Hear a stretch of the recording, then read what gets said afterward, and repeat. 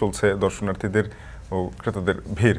এ নিয়ে শেরপুর দারোগালী পৌর মার্কেট থেকে যুক্ত হচ্ছেন সহকর্মী জাহিদুল খান সৌরভ।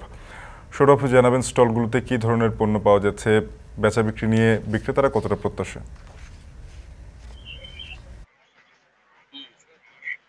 শাফিন, বিগত দিনে কিন্তু এই শিল্প বাণিজ্য মেলার আয়োজন করে থাকে Sherpur chamber of commerce and industry এবং বিসিক। তো প্রথমবারের মতো এবারই ব্যতিক্রম হয়েছে। এবার কিন্তু এই পণ্য এবং শিল্প মেলার আয়োজন করেছে Sherpur women chamber of commerce. তো গত 28 এপ্রিল এটা আনুষ্ঠানিকভাবে উদ্বোধন করা হয়। উদ্বোধন করার পর থেকে আমরা দেখেছি যে প্রায় 80টি স্টলে কিন্তু একদম ঢাকা থেকে শুরু করে দেশের বিভিন্ন জেলা থেকে কিন্তু যে বিভিন্ন ব্যবসায়ীরা রয়েছে তারা কিন্তু পণ্য সাজিয়েছেন।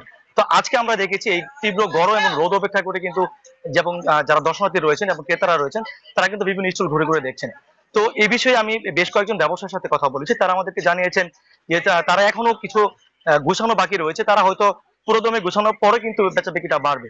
তো সামনে আরেকটু জানিয়ে রাখি, তো ব্যবসায়ীরা বলছেন যে এই বেচা বিক্রি শুরু হয় একদম বিকেল থেকে শুরু করে মধ্যরাত পর্যন্ত তীব্র গরম অপেক্ষা করে কিন্তু বেচা বিক্রি চলছে।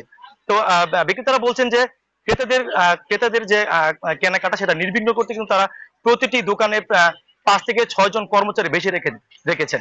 তো বিক্রেতারা বলছেন যে একদম যারা নিম্ন আয়ের মানুষ তাদের থেকে শুরু করে একদম মধ্যবিত্ত, নিম্ন মধ্যবিত্ত এবং বিত্তশালী যারা রয়েছে তাদের কেনাকাটা নির্বিঘ্ন করতে কিন্তু একদম 20 টাকা থেকে শুরু করে 10,000 টাকার পণ্য তারা এবার স্টলে সাজিয়েছেন। তো আয়োজকরা বলছেন যে যেহেতু একদম শুরুর দিকে প্রায় 1 সপ্তাহ পর কিন্তু কেনাকাটা বাড়বে। তো আয়োজকরা বলছেন যে এখানে যে যারা ক্রেতারা রয়েছেন, তারা দর্শনার্থী রয়েছেন, তাদের কেনাকাটা নির্বিঘ্ন করতে এখানে আনসার সদস্যের পাশাপাশি পুলিশরা রয়েছেন, এছাড়া সাদা পোশাকেও ডিবি রয়েছেন। তো আয়োজকরা বলছেন যে মূলত 1 সপ্তাহ পর থেকে বেচা বিক্রি বাড়বে।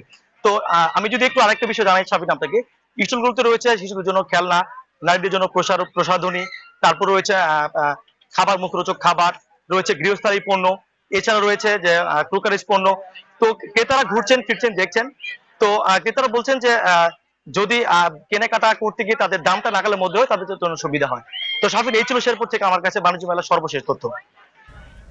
সহকর্মী জাহিদুল খান সৌরভ যুক্ত হয়েছিলেন শেরপুর থেকে।